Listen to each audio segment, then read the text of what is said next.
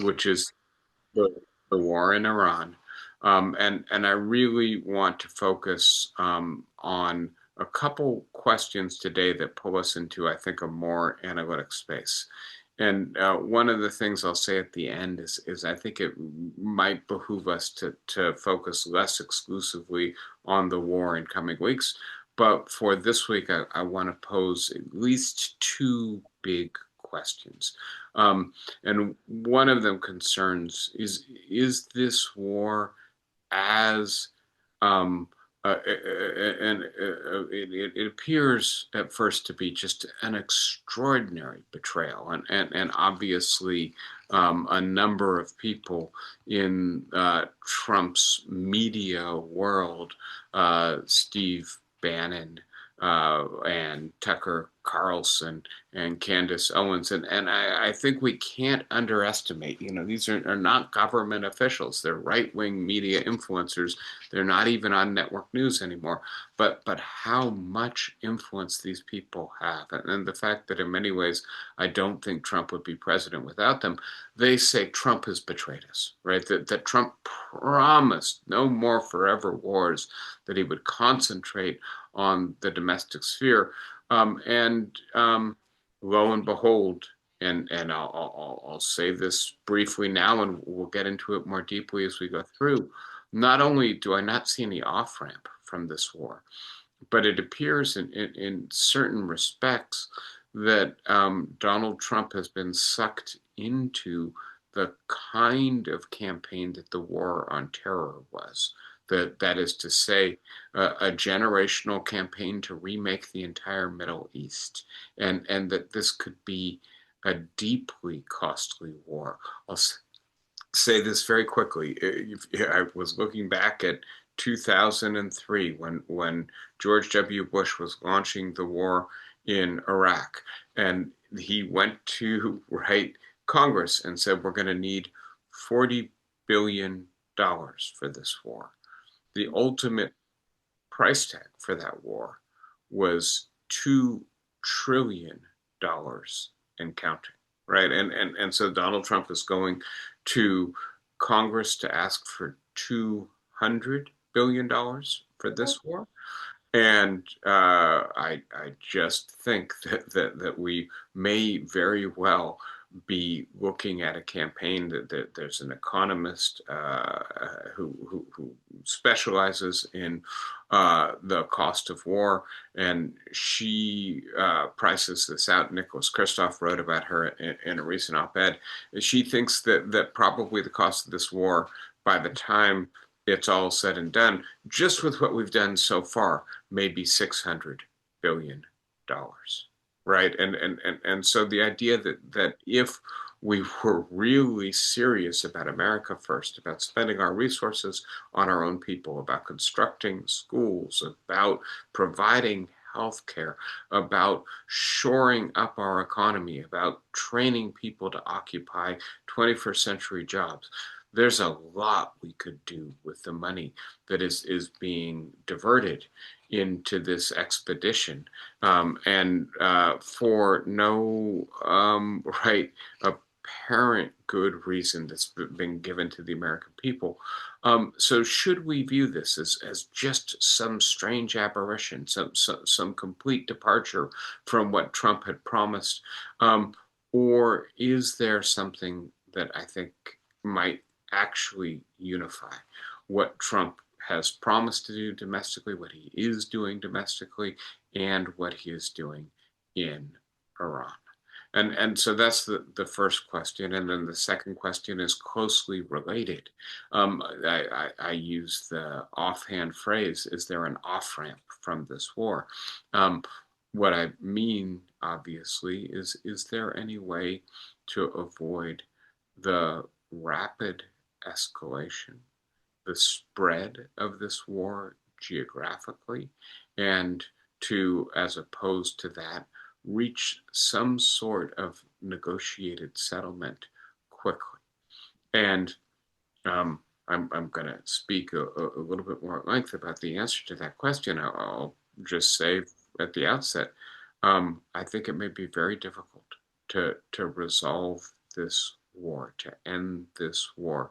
Um, and the issue here, of course, is that we no longer have unilateral control over that decision. We, the government of the United States, ultimately Donald Trump, that this is a war with three parties, and that in many ways, Benjamin Netanyahu may have no incentive to end this war and may in fact be doing a fair bit to make it difficult for the United States to extricate itself from this war, to make it difficult for Iran to negotiate an end to this war, and that Israel's interest may be in a protracted war that ultimately leads to the collapse of the Iranian regime.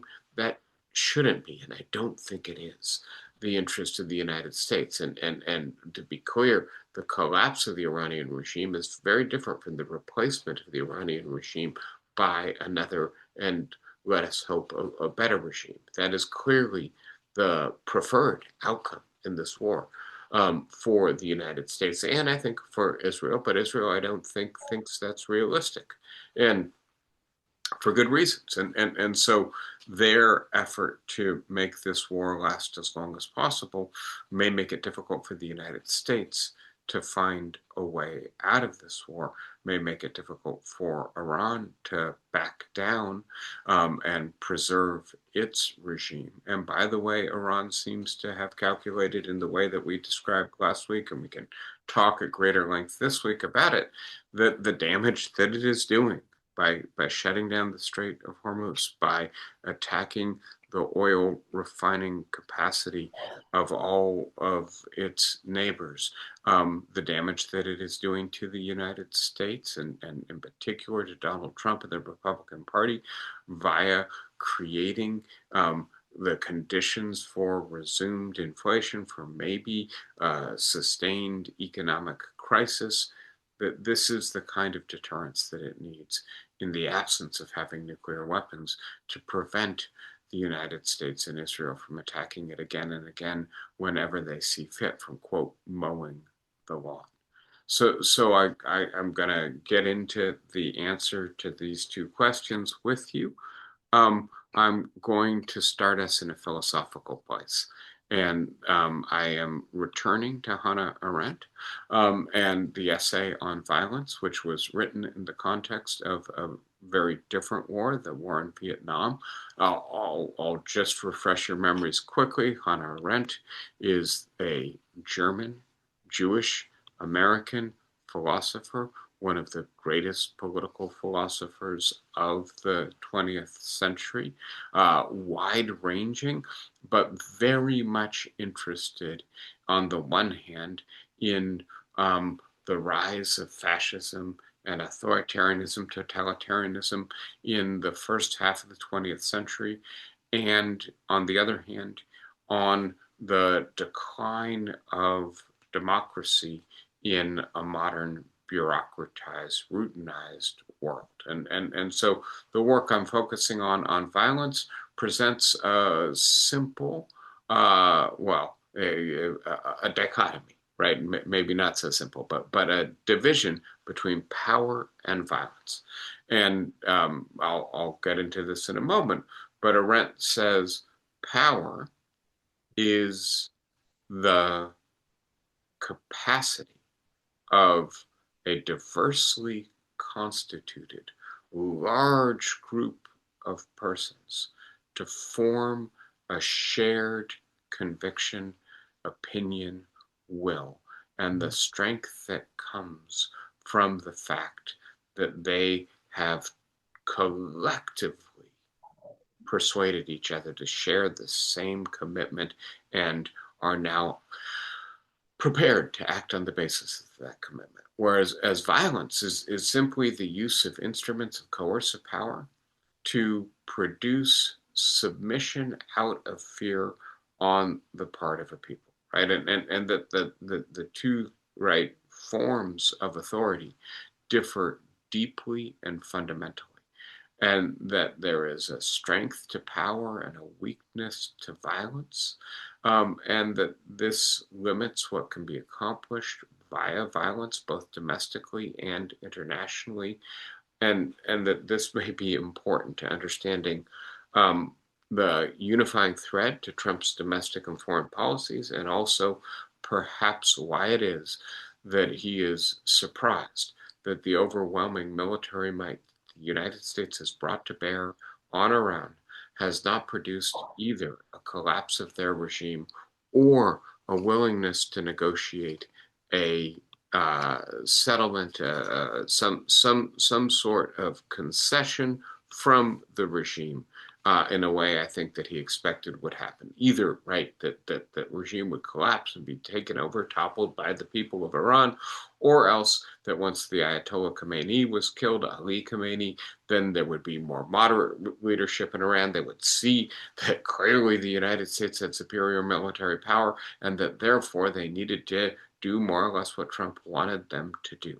That seems to have been his expectation going into this war. He is surprised, disappointed, frankly, flailing in his efforts to deal with the fact that his expectations have not been met. I think this framework helps us to understand it. So let me quote for just a moment from Arendt. She says, power and violence are opposites. Where the one rules absolutely, the other is absent. And I think she really means violence tends to displace power. Violence appears where power is in jeopardy, but left to its own course, it ends in power's disappearance. And I've said this to you before, but I think this is relevant to the present, to the contemporary United States, in part because we are so deeply fractured as a society. We are hyper polarized in terms of our partisan identities. We deeply mistrust each other. We have trouble finding anything that we agree on. That in these conditions, it's very difficult for us to generate a shared opinion, shared convictions, shared will, and therefore there's a vacuum that opens that is naturally occupied by violence as the alternative to power. But having said that, the reliance on violence when power fails tends to further diminish our ability to constitute together shared conviction and hence power. Arendt continues. Power corresponds to the human ability not just to act, but to act in concert. Power is never the property of an individual. It belongs to a group and remains in existence only so long as the group keeps together. When we say of somebody that he is in power, we actually refer to his being empowered by a certain number of people to act in their name. The moment the group from which the power originated to begin with, right? And he then says in Latin, potestas in popula, power from the people. Without a people or group, there is no power. Disappear, his power also vanishes. And here I'm going to start with the idea that Trump never sought the authorization of the American people for this campaign. And that in many ways, Donald Trump has not sought the consent, let alone the shared conviction of his own party, right? And rather than doing that, he governs from a place where he threatens, bullies, cajoles, coerces the members of his own party into compliance with him, um, and certainly not sought it from members of the other party or from the American people as a whole. And it's not just right that he didn't seek it. He didn't try to seek it. He made no pretense, right? The idea that there was a single line in the State of the Union address. I've gone back now and looked at the national security strategy, and it says quite explicitly, right? This is a document published in December, right? That Iran is not a threat and the Middle East is increasingly irrelevant, right? So no effort to build the groundwork of justification required to get the country to consent, to come together, to share the conviction that this is an important war and that we need to fight it. And therefore, Donald Trump finds himself without power. He has violence. He has the capacity to coerce, and I think he is relying on it alone. And I think he is increasingly finding that it doesn't work very well. This is the lesson of Minneapolis as much as it is the lesson of Iran. So with that background, now let's return to the war and notice what has happened since we last spoke, right? And this time I've put on the board a different diagram. These are all the energy sites in the Persian Gulf that have been damaged in the 3 weeks of war that have right now transpired. And so is damage in Tehran, in the north of Iran, in the south of Iran, very close to the Strait of Hormuz. There is substantial damage to the South Pars oil fields, right? And these are oil fields that are among the most productive of natural gas in the world. And by the way, these are oil fields that are shared, I should say natural gas fields that are shared by Iran and Qatar. And in response to Israel damaging Iran's side of the field, Iran attacked Qatar's side of the field. This is why this is generating such a substantial crisis. It is, of course, also that the Strait of Hormuz is closed so that the petroleum products, the fossil fuel that these facilities generate cannot be successfully exported to the rest of the world. But the Strait of Hormuz eventually, presumably, will be reopened. We don't know how long. It will be much easier to reopen if Iran decides to allow it to be reopened. It will be much more difficult to reopen if we try to do it militarily. I think this is part of the reason America's allies are completely unwilling to lend their equipment and personnel to the campaign to reopen the Strait of Hormuz. Of course, Donald Trump has repeatedly insulted, badgered, bullied, damaged his allies. And so, right, the idea that they're not going to come to his aid makes some sense based on his past conduct.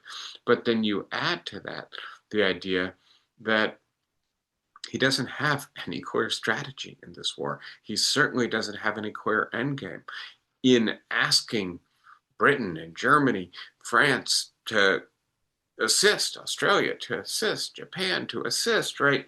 He's asking them to write a blank check with their own military resources, their own personnel, and almost certainly to be drawn into a war that they do not have the capacity to actually plan, right? Because they weren't there at the outset. And because, by the way, the United States is only asking for their help but not asking for their input, this is an obvious, right, no from our allies. But having said that, right, the Strait of Hormuz may be reopened by Iran eventually. It may be reopened by American and Israeli military force, but that is going to be extraordinarily difficult. It will almost certainly involve a ground occupation of at least the territory bordering the Strait of Hormuz. And that this is going to expose our troops to sustained combat on the ground, something that Donald Trump desperately wants to avoid. But we add to that now, right, that it's not just that it's difficult to reopen the Strait of Hormuz. Even after it's reopened, the facilities that generate the fuel that is then transported through the Straits of Hormuz is increasingly degraded and may take months or years to repair. And so that the outcome, the aftermath of 3 weeks of war may be months or years of constrained supply of fossil fuel.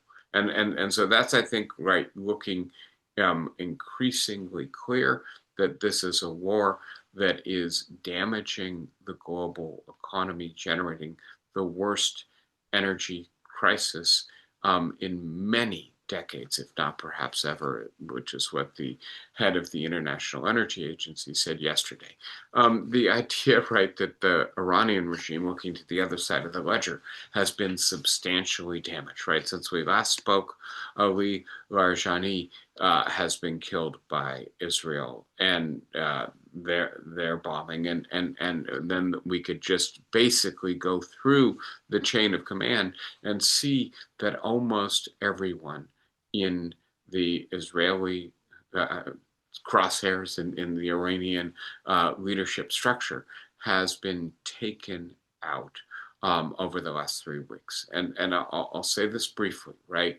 The U.S. intelligence assessment found that an attack on Iran was unlikely to result in regime change. Part of what's come to light since then is the basis, right?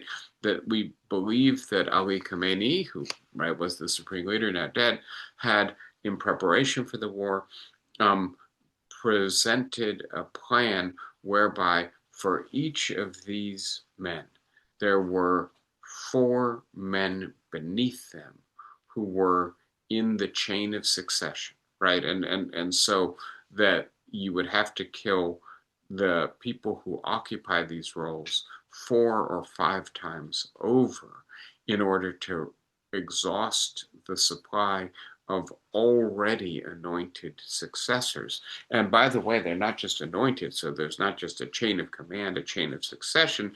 They're trained, they're briefed, right? And don't get me wrong, right? The loss of Ali Larijani is a major loss, perhaps the most important loss so far of this war for Iran in terms of the day-to-day operation of the regime. He was probably the most important person. But having said that, the idea that the regime appears to be quite resilient, I think the example you might use to compare is the example of Hamas, right? That they're kind of both hybrid paramilitary, governmental, military structures. And what we see in Hamas is that Israel has now assassinated 3 successive generations of Hamas leaders and functionaries at various levels within the Hamas organization. And Hamas continues to regrow its leadership, right? And it may be weakened temporarily, but in the absence of a political mechanism for generating an alternative power structure, something that cannot be done by military means alone, that requires the collaboration of the Palestinians of Gaza or the people of Iran. In the absence of that, right, in the absence of internal reform within Hamas or within the Revolutionary Republic of Iran, you will not have a genuine change. Quite the opposite. You may actually end up with radicalization and hardening. And so, right, definite damage to the Iranian regime, definite damage to the infrastructure of petroleum extraction in the Middle East. Which of these is more damaging? I don't think we know. And so I'll say this very quickly. One of the problems with predicting about what's happening in Iran, well, really 2 of the problems, but they're related to each other. The first is we don't know what public opinion is like in Iran, and that is because, right, it doesn't have an opportunity to be formed. People cannot speak freely, cannot exchange ideas publicly, and so people don't know how committed they are to overthrowing this regime, especially in light of what appears to be a civilizational assault on the regime and on, right, Iran, on Persia, on one of the longest standing ecumenes in the history of the world, right? Persians have occupied the area that is now the country of Iran more or less continuously for 2,500 to 5,000 years, right? And so they dwarf our history, right? We were a mere 250 years into this stuff, and they are proud of their civilization, of its continuity, of their poetry, of their independence, right? They've never been subjected to colonial rule. Are they being, right, encouraged to rally around their regime? Yeah, it's an awful regime, and it has repressed them and forced religious orthodoxy on them and killed them and jailed them and tortured them and stolen from them. And yet right now, do they prefer it to being dismembered, conquered, subject to conquest by the United States and Israel? It's not clear, right? And so until we know the answer to that question, we don't know whether or not the people of Iran are willing and able to replace this regime. But the other thing we don't know is how resilient is the Iranian regime. And what that really depends on, going back to Arendt, is how capable are they of imposing violence on their own people. And one of the reasons Arendt suggests that violence is always fragile is because it always depends on the willingness of people to kill fellow people, right? Iranians in the regime to kill their own countrymen, to kill the people they share neighbors with, right? They send their kids to the same school with, and it's not an easy thing to do. So until, right, we test it, right, and until the people of Iran rise up and we see whether or not the Iranian regime maintains the capacity to kill some people, we don't know whether or not the regime is fragile. But I'll say the same thing about the other side of the ledger, right?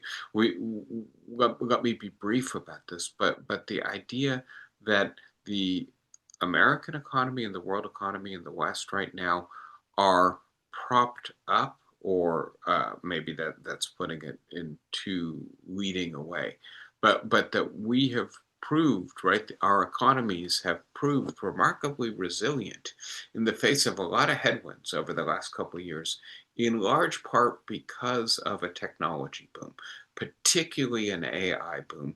Also, right, a cloud computing and maybe somewhat a cryptocurrency boom. But that if you look at the valuation of our stock markets, right, roughly a third of the value of the stock market is accounted for by a very narrow slice, the AI slice or the technology slice of the market, and the bet that AI is going to transform our economies.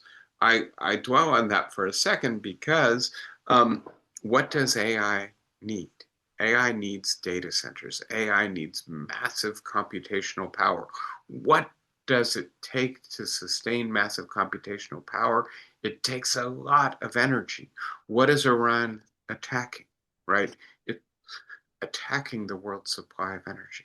And so the idea that there may be fragility in our global economy as well as resilience, right? That the private equity debt of the sector, the right technology sector might be as high as $2 trillion, right?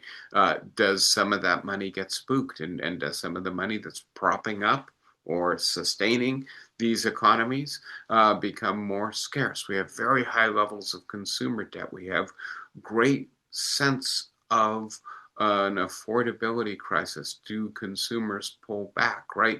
The consumer spending is at its lowest level. I'm sorry, consumer confidence is at its lowest level in 2026, and it was not in a good place to begin with.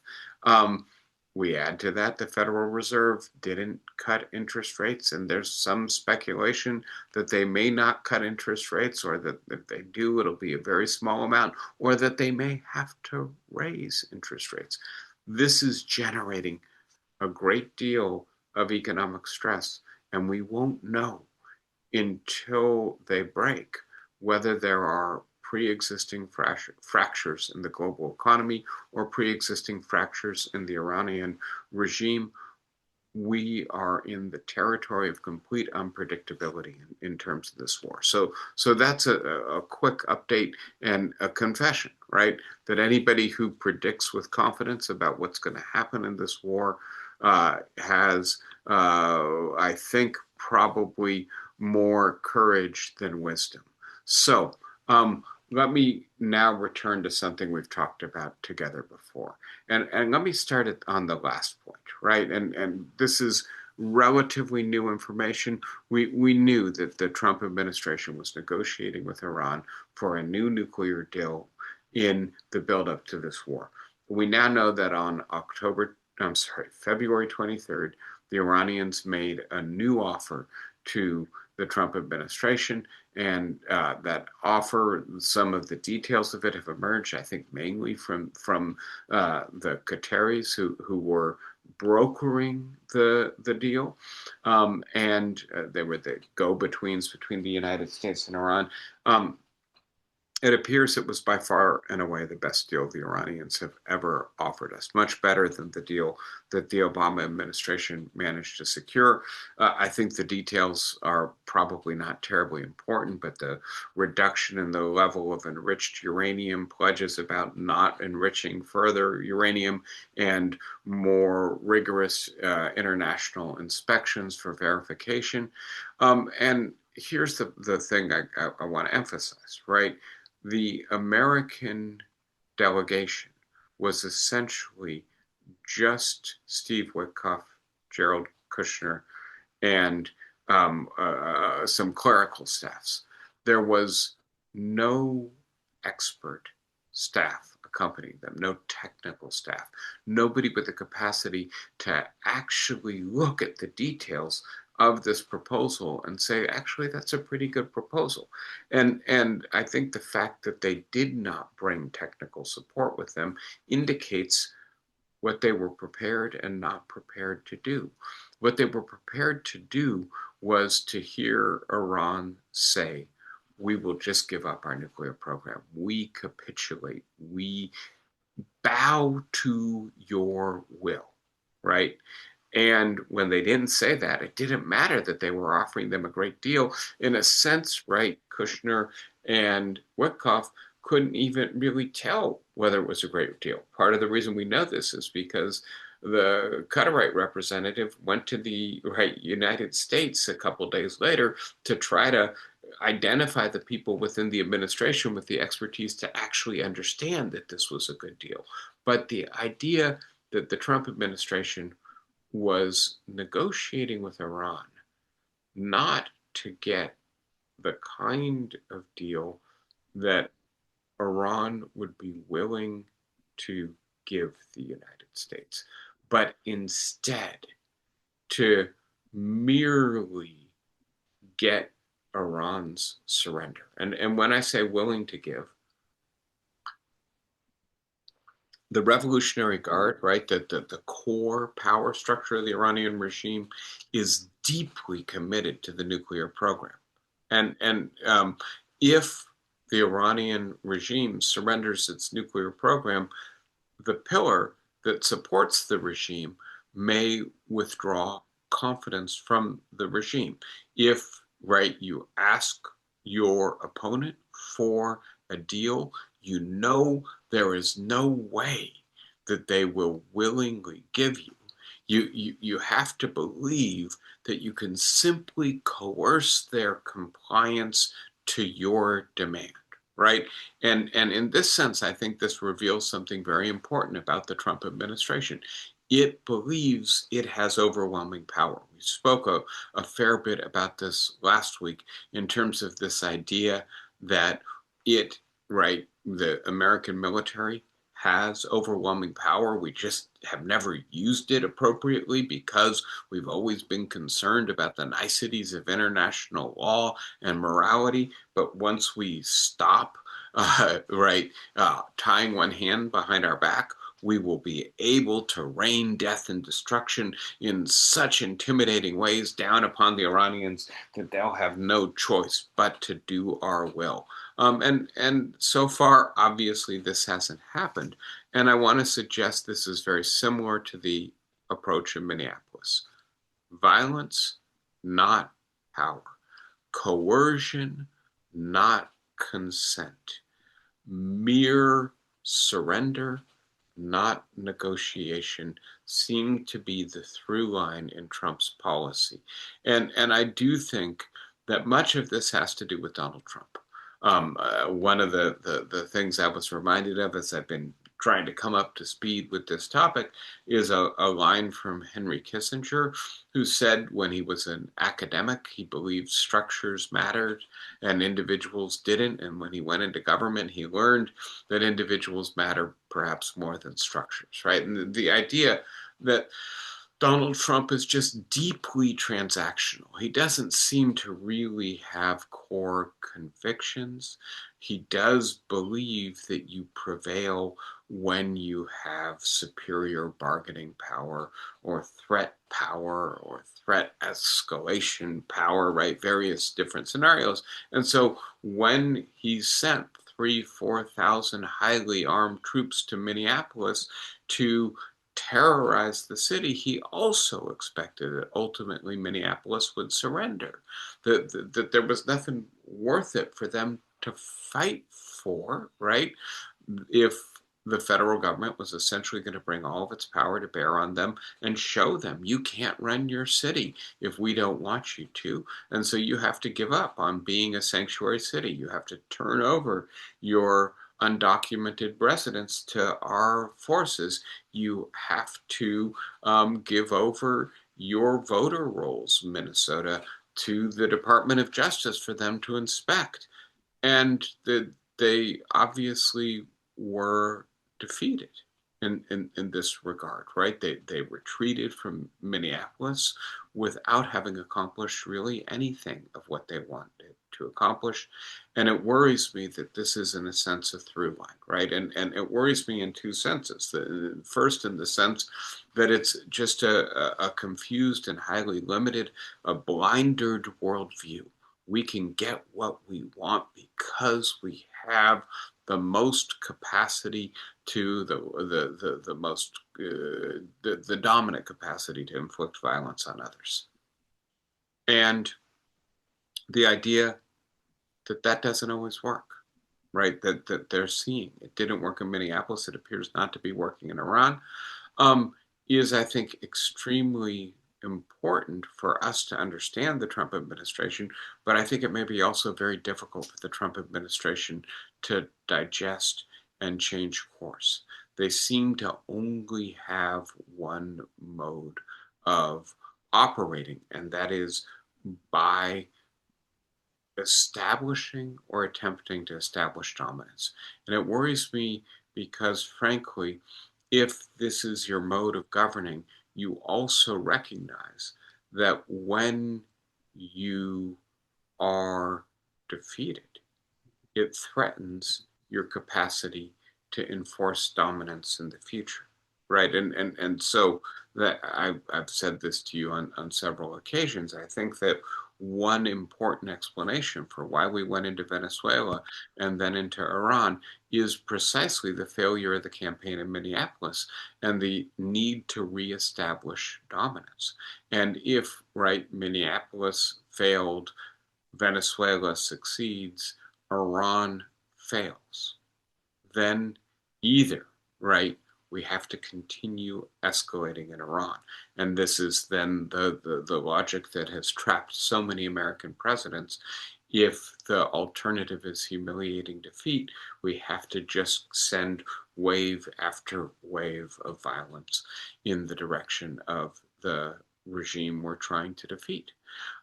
Alternatively, do we move on to Cuba, right? Do we move on to some other place where dominance can be reestablished? And then I just add, right? I don't think this is Trump's worldview per se, although I do think he is at points seduced by this idea because of the grandiosity that it allows him to occupy. The idea, right, that Laura Field documents in her book on the MAGA New Right, that we're in a civilizational battle, that globalization and immigration are existential threats to the United States, and that we have the power to win this battle, but only if we use extreme force. And by the way, part of what we've done is to surrender our force because we have subscribed to bad principles that are ultimately rooted in the very morality that is being defeated. And so the idea that we can establish the truth via imposition, I think, is also extremely important to this worldview. All right, so I have on the board now a very different book, right? And this is Pete Hegseth's memoir, American Crusade. Then I emphasize crusade, and I would emphasize that Pete Hegseth, right, has many tattoos, as he's proudly displaying on the cover of his book. It's hard to believe that if you look at that, it looks more like a video game cover than the kind of book you would think qualifies somebody to be the Secretary of Defense for the United States government. But having said that, he has many tattoos. Among those tattoos is the Crusader's cross on his chest, the cross that was used by the people who conducted the Crusades in the Middle Ages, trying to retake Jerusalem, remake the Middle East, to reestablish a Christian presence in the space of the birth of Christ. And he also has some of the slogans that apparently the Christian soldiers would shout upon running into battle during the Crusades. He identifies himself as a Christian crusader. And again, I think the idea that the Iranians are perhaps reconsidering their opposition to their own government because, right, it looks like the Americans and the Jews of Israel are not just there, right, to fight, to defeat their regime, but maybe to defeat their civilization. So I start with, right, the unifying theory of power here. And I think Stephen Miller expressed it very concisely, so I'm going to let him speak in his own words. This is an interview with Jake Tapper. Quote, "We live in a world in which you can talk all you want about international niceties and everything else, but we live in a world, in the real world, Jake, that is governed by strength, that is governed by force, that is governed by power." And so this is very similar to the view of power expressed in the vocabulary of flexible realism in the national security strategy that was published by the Trump administration. And it feeds into this idea, if we're really realist in our use of power, if we dispense with the rules of engagement and other forms of internal restraint, then we have tremendous power. To put it differently, if we give the most advanced weaponry to the ICE paratroopers, right? If we increase the size of their force twofold, threefold, fourfold, and if we train them to be unrestrained in their use of violence against American citizens, then we have the capacity to coerce those who don't agree with us to do what we want them to do, not because they're convinced it's the right thing to do, but because they will ultimately submit to the threat of violence that we bring to bear against them, right? And so this idea, right, that we can do to Iran what we did to Venezuela, demonstrate our dominance, and secure their compliance as a result, I think underpins this campaign. And I think, frankly, it is a very misleading worldview that suggests that violence can ultimately subdue whomever your adversary is. Venezuela was a strongman regime. Iran is a regime that has a religious ideology. And the idea that that's fundamentally different, that Iran is a proud civilization, but also that the Iranian regime has been there for almost 50 years and has been planning for a very long time for this kind of battle, right? Please note that we now know that General Kane told Donald Trump that Iran would probably close the Strait of Hormuz, and that Donald Trump chose to believe Benjamin Netanyahu, Pete Hegseth, maybe Marco Rubio, that we have so much violence, we have such an asymmetrical advantage that we'll be able to prevent them from doing this, right? And so, right, an exaggerated sense of capacity from violence seems to be a through line in the Trump administration. Um, the idea, right, that we have really set out to dismantle the institutions that restrain us, right? We've attacked our own alliances. When Trump negotiated the peace deal in Gaza, he bypassed the United Nations and set up his own board of peace to administer the plan because law and order and rule stand in the way of America using its overwhelming power to its maximum advantage. And the result is, of course, that allies are not willing to help us anymore. And right, that we are seeing, well, how much power do we actually have? Can we prevent Iran from doing all this damage to our oil economy? So let me be quick about this because I do want to at least cover one more topic with you. The idea, right, that Trump is deeply transactional, right? And he maybe has a hard time understanding those who are not. And so to the extent that the Iranian regime is a regime of conviction, this is a problem for Trump. That American foreign policy has rested on relationships and that Trump is dismantling or at least damaging those relationships. Mark Carney of Canada put this very clearly, right, that there's a rift in the global order because the architect and enforcer of that order has abandoned and is attacking that order, right? And this idea, and I think this is extremely important, and I do think that this is as close to a conviction as Trump has, which is that the strong foolishly surrendered their strength. And by this, I think he means the United States, which was great and stopped acting great and therefore lost its greatness.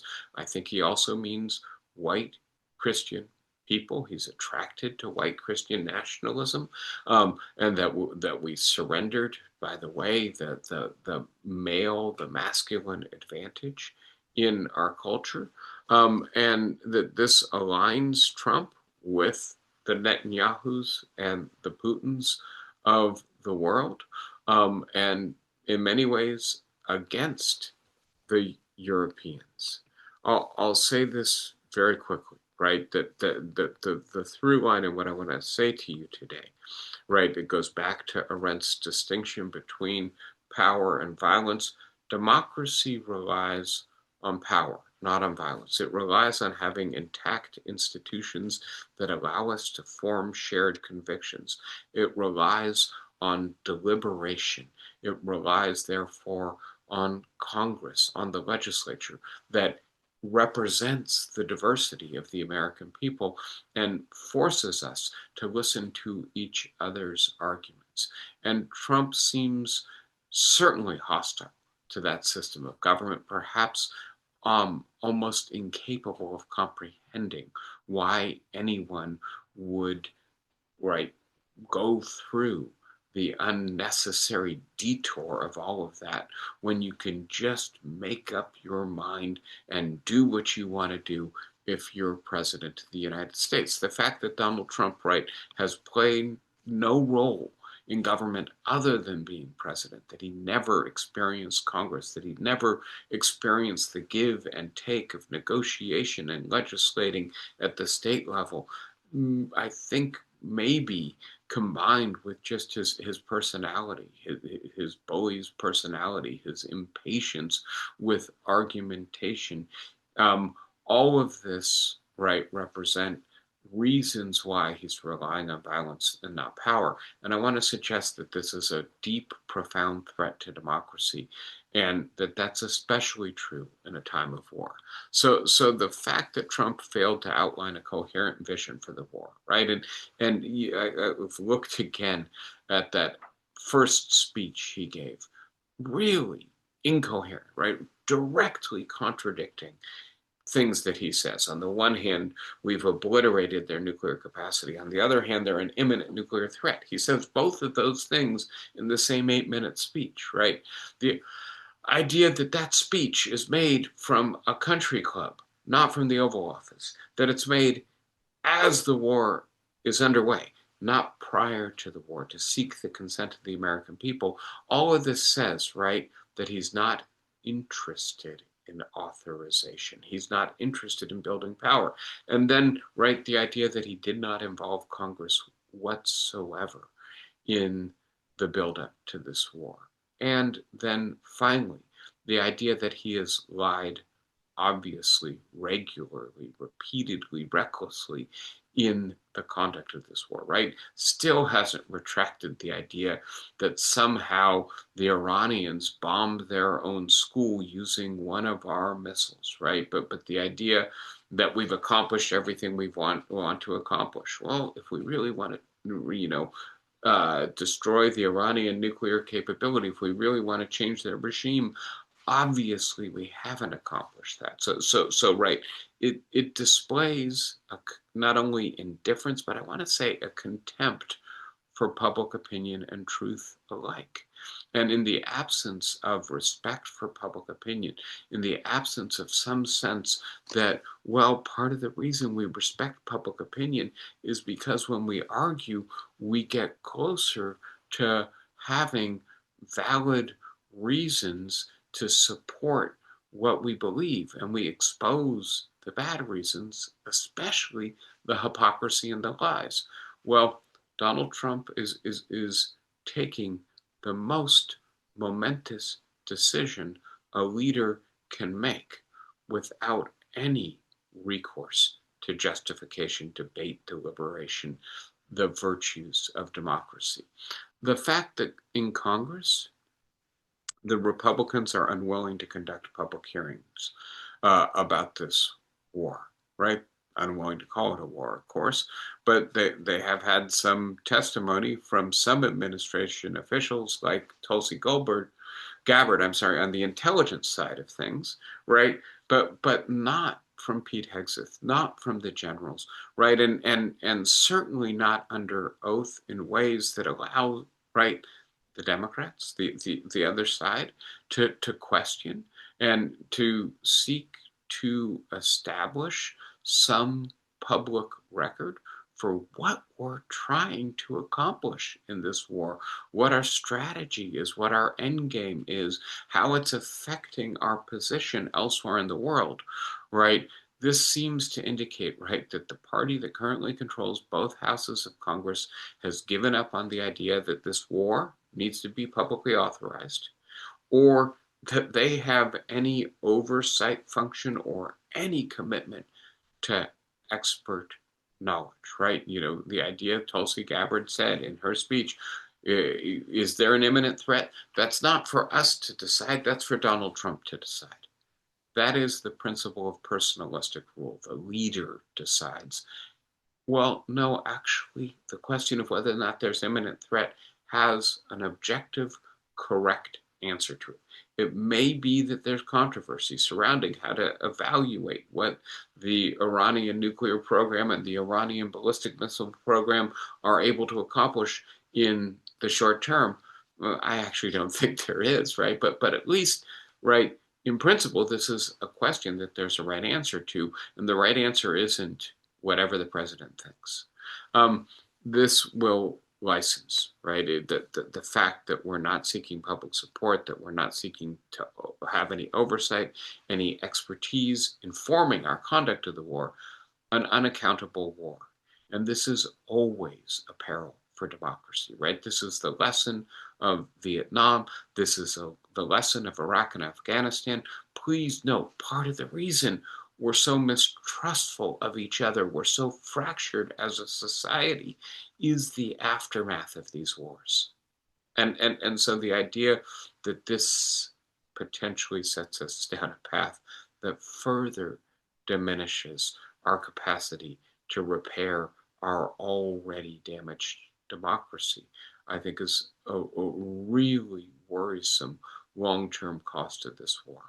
Um, there is not only a lack of an effort to outline a coherent strategy or a rationale for the war, but also, I want to say, a deeper indifference to the justification or purpose of the war. And this betrays, right, that this most significant commitment, and I hope this is not the case, that this is going to be a war that stretches on so far that the next president inherits it. But please note that we have a long history of that kind of entanglement. And when you go to war, as Winston Churchill says, you're no longer master of your own destiny. That we did this on the whim of the president, right? Um, indicates that, in a sense, Donald Trump is already behaving as an autocrat. He's given up on the idea um, that we need some sense of purpose, some sense of mission. Why? Not just in terms of, strategy. This is a war we can win. End game. This is how we're doing it. Or rationale. This is the threat.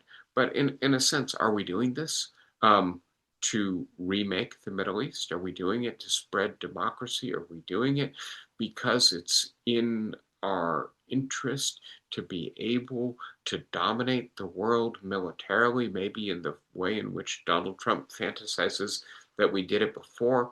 Right? We've had Cold Wars, we've had World Wars, we've had wars on terror, overarching frames that justify why it is that a democracy should be this engaged in the rest of the world. I don't see any effort to frame this war as part of a broader purpose. And it is almost a postmodern nihilistic kind of warfare. I'm going to go to war because I can go to war. I'm the president. That is not the appropriate stance of the leader of a democratic society. It's much more the conduct of an authoritarian autocrat. And so the question, right, of how ambitious this war is, right, I think, is directly connected to my second framing question. Is there an off-ramp? And please note, right, we're not, it appears, close to regime change. We're certainly nowhere near dismantling Iran's nuclear capacity. We have maybe set back their missile building strategy, but as I've shown you in weeks past, that can be rebuilt quickly, right? And by the way, we can't even protect the Strait of Hormuz, right? Which means we can't restore the flow of oil absent escalating this war or perhaps conceding to Iran's demands, right? There's some talk that Iran wants, right, trillions of dollars in reparations for the damage that this war has done to it. And I don't see the scenario in which Donald Trump says, well, I miscalculated. We better pay Iran a lot of money in order to, right, compensate them for the damage we've done, as opposed to, let's start the ground invasion, right? So I don't see the off-ramp on our side of the equation. I don't see the Israelis having any incentive to end this war right now. And Iran, I think, clearly thinks that it has the initiative and there are good reasons for it to think so. So it worries me deeply, yes, that without appropriate democratic authorization in a way that is dangerous to our democracy, in a way that represents a flawed understanding of power as violence when they're actually not the same, we are being drawn into potentially a much longer war. Sorry, I will stop there. And I guess I will open it to you. I would love somebody to persuade me that I'm wrong. Anybody want to try? Or else, what other questions do you want to address today? Hannah, are you? It looks like you just turned your camera on. You're still muted. Go ahead. Yes, Yeah. I have two side kind of comments. Where has the regime change taken place? Perhaps in the US? Question mark. And the second one, relative to restriction of oil, we happen to have some surplus oil. Donald Trump obviously feels that the our economy perhaps functioning well does not mean that households are benefiting from this. And is this perhaps to the economic advantage of some individuals in the United States? Those are my two side comments. Yeah, so thank you, Hannah. And I'll start with the first, and I would put it this way, right? The United States has a corrupt, autocratic president and a dysfunctional Congress and a lot of weapons that we're using in ways that seem to be very dangerous to the rest of the world. Would we welcome another country invading us in order to bring about a regime change? Right. And so, I think when you put it that way, right, you begin to understand why the people of Iran may not be terribly impressed with our president trying to do them a favor by removing their regime.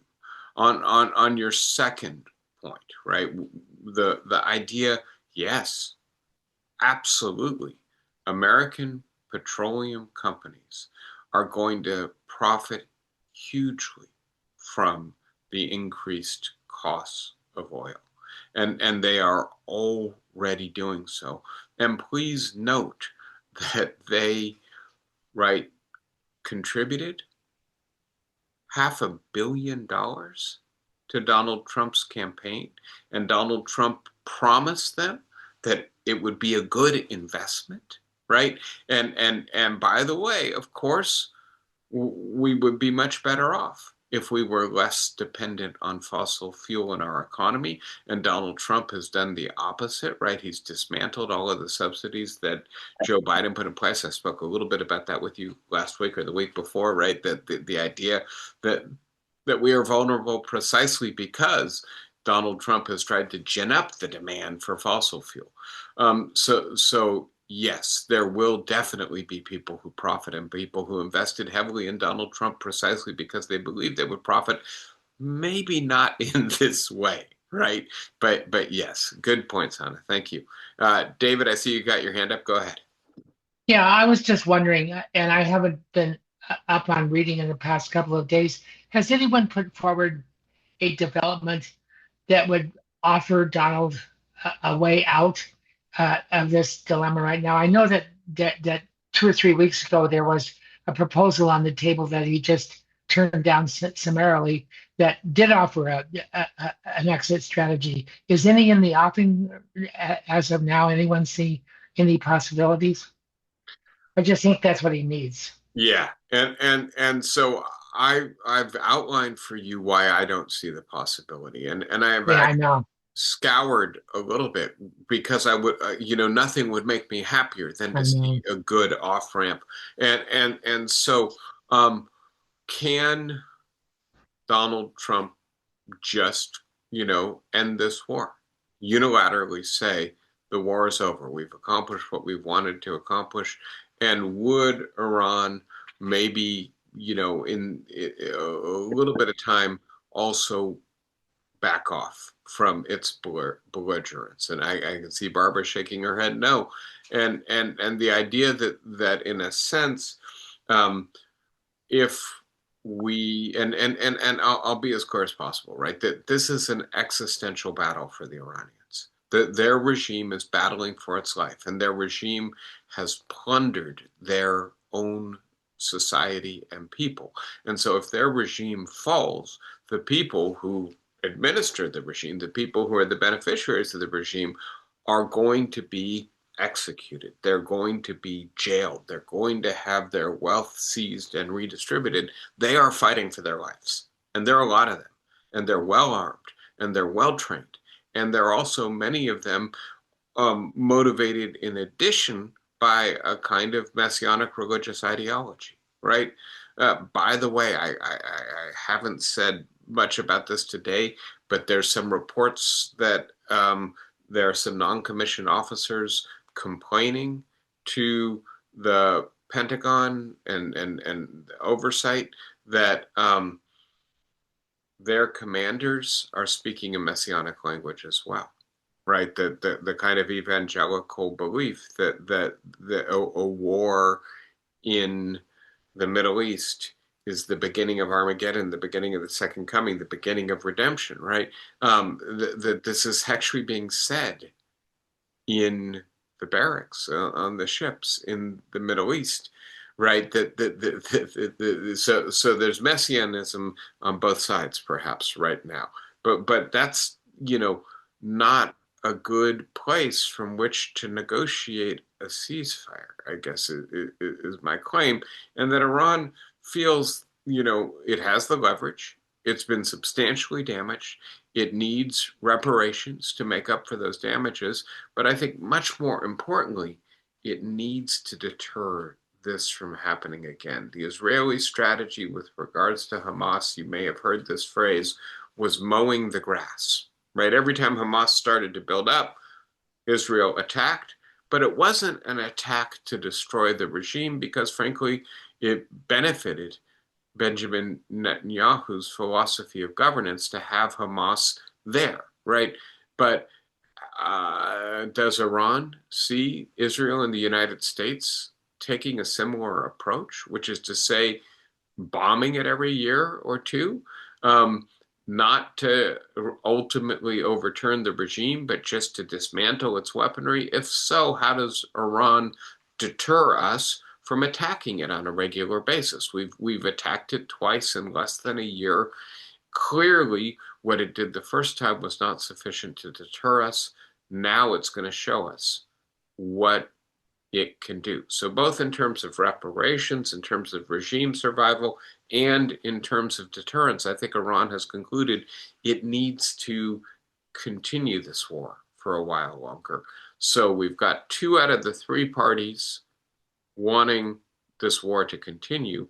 And frankly, the president, without the power to produce the kind of outcome that would allow him to save face and say, we did what we wanted to do and now it's over and now the oil's flowing again. See, I told you this would be short and we would prevail. And, Donald Trump is between a rock and a hard place on this, right? Because if he comes out of this humiliated, his ability to perform the kind of dominance that he has performed and that he governs on the basis of is deeply diminished, and his party probably loses in the midterm elections, and then he's investigated by Congress, and probably a fair bit of corruption and illegality is turned up, that he's unrestrained and surrounded by people who have no principle, right? And so he recognizes, right, the worst thing that can happen to him is to lose control of the House of Representatives. And on the other hand, if he stays in the war, right, the price of oil keeps going up. I think I shared this with you last week, but a lot of people think the new equilibrium place for a Brent barrel of oil, if the Strait of Hormuz stays closed, is over $200 a barrel. Right. And the idea that costs the average American family a few $1,000s a year just in the gas bill, right? Let alone in the inflationary effects across the board, right? That doesn't get the Republicans reelected either. So he's really stuck. And so, yeah, I think he's the one, right, who's looking to see how can we get out of this. But I don't think he sees a clear path out, and I don't Well, think he's getting and much help. Yeah. interestingly, his strategy for dealing with it in the short run is to assert a claim that's patently false, and that is he can end this war or accelerate it anytime he wants because he has the power over everybody, Israel, Iran, all of it.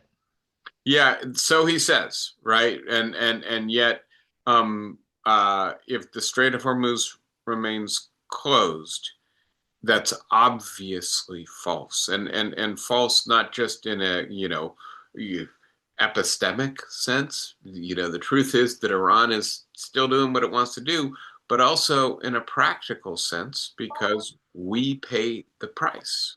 Yeah, Flossie, I can see your hand is raised. Go ahead. Yes. What worries me is that the number of American soldiers and Marines are dying. They Yeah. are now dying in great numbers, and their coffins come back. And if it happens that Trump decides he needs more people to die for him, we may have a revolution here too. Well, I'll say this briefly for today. I think I might have said something along these lines last week.